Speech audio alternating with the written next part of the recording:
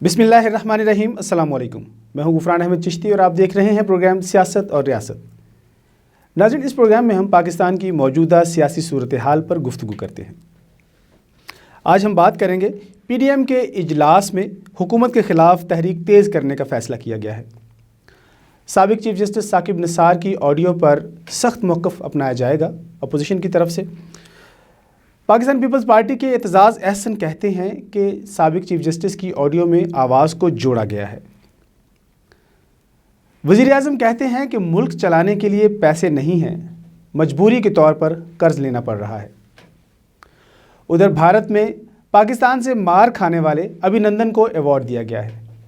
आप इस बात से अंदाज़ा लगा सकते हैं कि भारत किस कदर झूठा प्रोपेगेंडा करता है। इन सब बातों पर गुफ्तगू करने के लिए आज हमारे साथ मौजूद हैं कैप्टन रिटायर्ड तारिक महमूद सती। मुस्लिम लीग नून से उनका ताल्लुक़ है। बहुत शुक्रिया सर, आपने हमें टाइम दिया। तारिक साहब, ये बताइए कि आपकी जमात क्या करने जा रही है? हुकूमत के ख़िलाफ़ आप सख्त मौक़िफ़ अपना रहे हैं, क्या समझते हैं कि हुकूमत को टफ़ टाइम देंगे? मेरे ख़्याल से टफ़ टाइम देना चाहिए, क्योंकि 3.5 साल होने को आ रहे हैं और जो जिस किस्म की इस वक्त इन लोगों ने लॉलीपॉप्स दिए हुए कि आज नहीं, कल नहीं, परसों, थोड़ा सा वक्त, थोड़ा सा इंतज़ार, मैं ये समझता हूँ कि झूठ ज़्यादा देर तक नहीं चलता। आखिरकार अवाम भी बड़ी बाशऊर हो गई हुई है और उन लोगों को भी अकल आ गई हुई है कि जो फ़ैसला इन्होंने 2018 में किया था वो इंतहाई गलत किया था और अब वक्त आ गया हुआ है कि हमें हुकूमत को भी टफ़ टाइम देना चाहिए। और बल्कि टफ़ टाइम ये लफ्ज़ जो है ये इस्तेमाल नहीं करना चाहिए, बल्कि हमें हुकूमत की भरपूर मुखालफत करनी चाहिए, क्योंकि ये सेलेक्टेड हुकूमत है और इसका ना तो सिर है ना पैर है। ये झूठ का एक पलंदा था, तो ज़ाहिर बात है झूठ देर तक नहीं चलता और झूठ में फिर बेबरकती भी है, तो हुकूमत में भी बेबरकती है। अच्छा, साबिक़ चीफ जस्टिस की ऑडियो पे आप बहुत ज़्यादा फोकस किए हुए हैं, क्या समझते हैं कि इससे कुछ निकलेगा? आप क्या समझते हैं? मैं समझता हूँ जी बिल्कुल निकलेगा। आज तो मरीम साहिबा का एक मौक़िफ़ भी आ गया, उन्होंने अपनी प्रेस कॉन्फ्रेंस में ज़िक्र भी किया है। एलिगेशंस लगाई हैं कि जनाब उन्होंने कुछ क्लिप्स जो है उनकी तकरीर से जोड़ के तो वो पूरी ऑडियो बनाई है। तो उन्होंने तो बड़े वाज़े तौर पे कह दिए कि चलें अगर क्लिप्स को जोड़ा भी है तो सिर्फ वो वाला क्लिप निकाल के बता दें जो तकरीर का उनका हिस्सा था कि जी मरीम साहिबा को और नवाज़ शरीफ साहब को किसी भी ज़रिए से इनको इक़्तिदार में आना नहीं चाहिए और इनको जेल में बंद करना चाहिए। पीपल्स पार्टी के बैरिस्टर एतजाज़ अहसन ने कहा था कि आवाज़ों को जोड़ा गया है, लेकिन वो आपकी बात आ गई कि अगर जोड़ा भी गया है तो फिर भी बातें जो हैं वो तो है ना। सारी बात है, सबूत तो देना चाहिए ना जी। अगर आप कह रहे हैं कि जी जोड़ा गया तो उसको प्रूफ करें। सही। आप ये तो नहीं कह सकते जी आधा जो है वो जोड़ा है और आधा जो है वो नहीं जोड़ा। जो नहीं जोड़ा उसको प्रूफ करें। फोरेंसिक रिपोर्ट जो आई है आप समझते हैं कि वो ठीक है? नहीं, फोरेंसिक रिपोर्ट में बिलीव नहीं करता जी। फोरेंसिक रिपोर्ट तो हुकूमत की बनाई होती है ना। अच्छा। तो हुकूमत तो इक़्तिदार में इस वक्त जो है वो पाकिस्तान तहरीक इंसाफ ही है, नून लीग की तो है नहीं। तो why should we accept those forensic reports? We can not. Fawad Chaudhary कह रहे हैं कि आइंदा 4 माह में महंगाई ख़त्म हो जाएगी, बहुत कम हो जाएगी, नीचे आ जाएगी। फवाद चौधरी साहब माशाल्लाह से जी अल्लाह करे जी ऐसा हो, मैं तो दुआ गो हूँ। वो तो 3.5 साल से कह रहे हैं लेकिन कोई उनको सीरियस लेता नहीं है अभी फ़िलहाल जी। हमारे वज़ीर आज़म कह रहे हैं कि मुल्क चलाने के लिए पैसा नहीं है। मुल्क चलाने के लिए पैसा नहीं है तो आपने कंटेनर में खड़े होकर जो दावे किए थे कि जी पाकिस्तान जो है इस वक्त काफ़ी नेचुरल रिसोर्स से माला माल है, तो 3.5 साल में आपने उन नेचुरल रिसोर्स को इस्तेमाल करते हुए क्यों नहीं पैसा बनाया? क्यों आपने भीख मांगी और कटोरा लेके तो आप हर मुल्क में गए, हर जगह पर गए और आपने कहा था जो कर्ज मांग हम लोग जो भीख मांगेगा वो चोर है। तो आज तो ये चीज़ प्रूव होती है कि जी चोर कौन है। बिजली 4% बढ़ा दी है, आपको पता है, 4 रुपये फ़ी यूनिट। सर ये तो कुछ भी नहीं है अभी, ये तो और बढ़ेगी।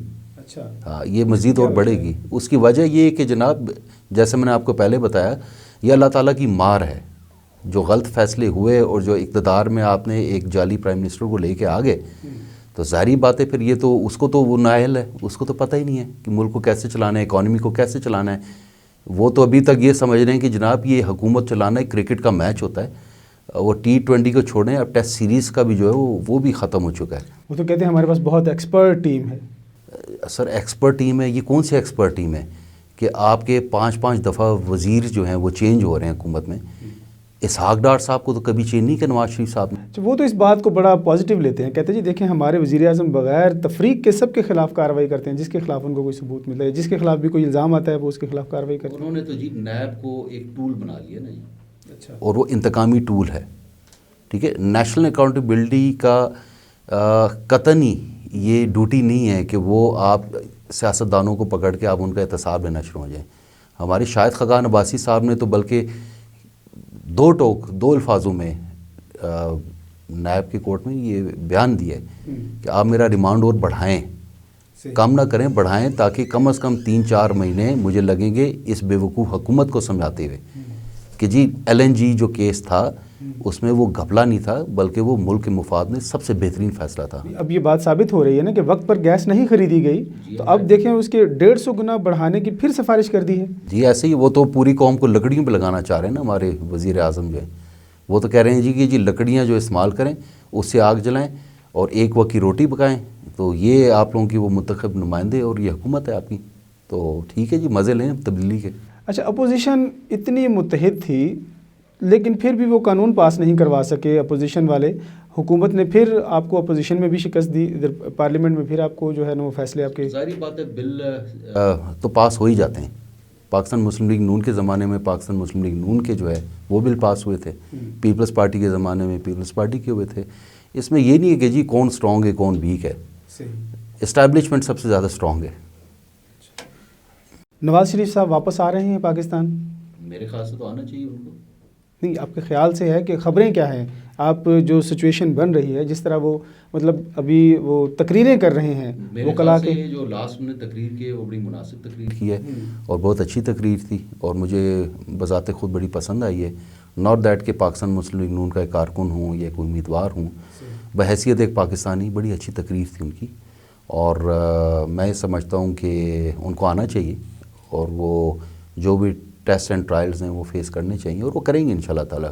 وہ کوئی بھاگنے والے نہیں. اب اگر وہ نہیں آ رہے تو اس کا مطلب ہے کہ وہ عدالت سے اشتہاری ہیں؟ نہیں, وہ حکمت عملی کے تحت نہیں آ رہے. ظاہری بات ہے ایک سیاست کی حکمت عملی ہوتی ہے جو ہر سیاست دان کرتا ہے اور وہ اپنے کسی حکمت عملی کے تحت نہیں آ رہے, لیکن انشاءاللہ تعالیٰ جب ان کا وقت آئے گا تو وہ آئیں گے. پروگرام کا یہیں سے آغاز کریں گے. ناظرین, پروگرام میں وقت ہے ایک شارٹ بریک کا, ہمارے ساتھ رہیے گا.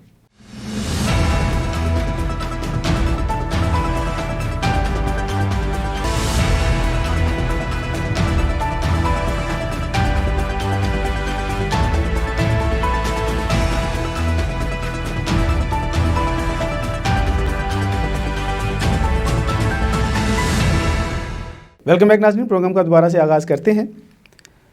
وزیر اعظم صاحب کہتے ہیں کہ ملک چلانے کے لیے پیسے نہیں ہیں, مجبوراً قرض لینا پڑ رہا ہے, تو کیا کہیں گے اس بارے میں آپ؟ جی میں تو سمجھتا ہوں کہ وزیر اعظم اگر ایسا اسٹیٹمنٹ دے رہا ہے تو وہ خود تصدیق کر رہا ہے کہ میں ایک بہت بڑا نااہل اور بے وقوف انسان ہوں.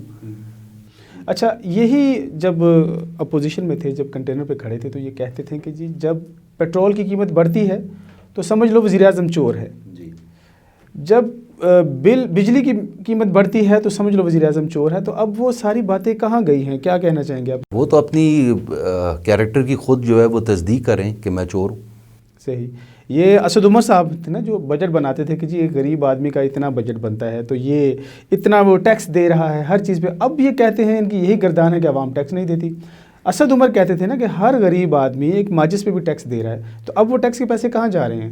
میرے خیال سے تو اسد عمر صاحب کو وزارت خزانہ چھوڑنے ہی اسی لیے پڑی تھی کہ وہ نااہل ہو گئے تھے اور وہ کامیاب نہیں رہے. لیکن ابھی بھی وہ حکومت کے وزیر تو ہیں. حکومت کے وزیر ہے تو وہ پلاننگ میں ہے نا. انہوں نے کیا پلاننگ کی ہے ابھی تک حکومت کے لحاظ سے, یہ بتا دیں. ابھی تک تو کوئی پلاننگ سامنے نہیں آئی ہے. پلاننگ تو دیکھیں سامنے اس لیے نہیں آتی کیونکہ پیچھے کوئی پلان ہی نہیں ہے نا, ان کا کوئی منشور ہی نہیں ہے. اگر یہ نیب کے ذریعے آپ کے سیاستدانوں کے اوپر احتساب کے نعرے لگا کر جتنا یہ وقت ضائع کریں, اگر یہ عوام کی روٹی کے پیچھے, بجلی کے پیچھے, گیس کے پیچھے وقت گزار لیتے نا, تو میرے خیال سے آج کوئی سر پیر ہوتا ہے اس حکومت کا. اچھا طارق صاحب, یہ دیکھیے کہ وہ کس کانفیڈنس یہ بات کہتے ہیں کہ ملک تو مثبت سمت جا رہا ہے, جی ڈی پی پتہ نہیں کہاں چلی گئی ہے اور ملک ترقی کر رہا ہے. اس کے بارے میں آپ کیا کہنا چاہیں گے؟ ماشاءاللہ جی, کہہ رہے ہیں تو ہوگا. یہ تو عوام سے پوچھیں نا, اس غریب سے پوچھیں, اس ریڈی والے سے پوچھیں جس کا مکان آپ لوگوں نے گرا دیا، جو ریڈی والا جو کام کرتا تھا وہاں پہ. مہنگائی حد سے بڑھ چکی ہے. آپ نے جی آنے ساتھ ری انفورسمنٹ ساری کی ساری ہٹا دی، ان غریبوں کا کیا ہوگا اس؟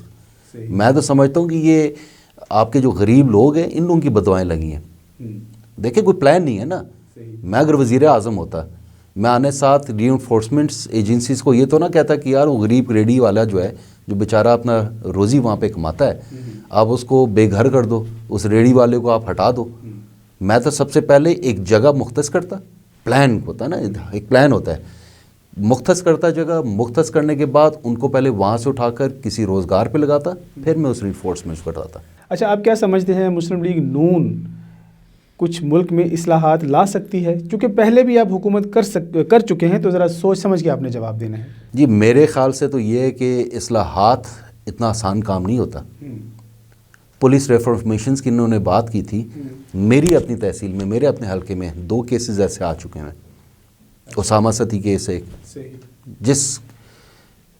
جس کی بنا پر ہم نے جو ہے ایک بہت بڑا احتجاج ریکارڈ کیا تھا وزیر اعظم ہاؤس کے باہر. یہ ریکارڈڈ بات ہے، ہماری پوری تحصیل کے لوگ وہاں پر گئے تھے. اور وہاں پر انہی کے لوگ، انہی کے وزراء آئے تھے، ڈپٹی کمشنرز آئے تھے، اور انہوں نے لکھ کر دیا تھا جی پولیس ریفارمز ہم کریں گے، جوڈیشل انکوائری ہم بٹھائیں گے. کیا ہوا جی؟ 780 یہ ہٹا دی. دوبارہ ہم اپیل پہ گئے. دوبارہ اپیل پہ جانے کے بعد اب جا کر دوبارہ 780 یہ لگی ہے ان کے اوپر. تو کہنے کی بات یہ کہ یہ تو خود ڈاکو، چور، لٹیرے، اور یہ تو تحفظات غریب کو تو نہیں دے رہے، یہ تو چوروں کو دے رہے ہیں، قاتلوں کو دے رہے ہیں. سر عام ایک بچے کو آپ نے 1 2 3 4 5 نہیں یار 12 گولیاں مار دی آپ نے، اتنی بے دردی سے مارا آپ نے، پھر آپ اس کو تحفظ دے رہے ہیں. اچھا، یہ تو بات ثابت مسلم لیگ نون یہ ثابت کر رہی ہے کہ موجودہ حکومت مکمل طور پر ناکام ہو چکی ہے. اس بات میں تو کوئی شک نہیں ہے آپ کی رائے کے مطابق. اچھا، بھارت میں جو ابھینندن ہے اس کو اتنی مار پڑی تھی پاکستان میں، لیکن انڈیا میں اس کو ایوارڈ دیا جا رہا ہے، اس کے بارے میں کیا کہیں گے آپ؟ جی وہ تو فیس سیونگ کر رہے ہیں نا جی اپنی. اچھا، وہ تو اپنی فیس سیونگ کریں. انہوں نے، میں نے پوری وہ پڑھا ہے ان کا انٹرویو، وہ ساری جو تقریب ہے اور علماء بھی ہے، انہوں نے اس تقریب میں یہ بھی کہا کہ یہ F-16 طیارہ جو اس نے مار گرایا، جبکہ آپ کی F-16 جو طیارہ بناتی ہے ان کی باقاعدہ ٹیم آئی، انہوں نے آ کے انویسٹیگیشن کی، اور یہ باقاعدہ یہ تو میڈیا کا حصہ ہے، یہ کچھ ڈھکی چھپی بات. یہ تو اس وقت ساری دنیا نے دیکھا کہ ان کا طیارہ مار گرایا اور ادھر سے اس کو اٹھایا. سب کا تو میڈیا جی ہے ہی جھوٹ نا.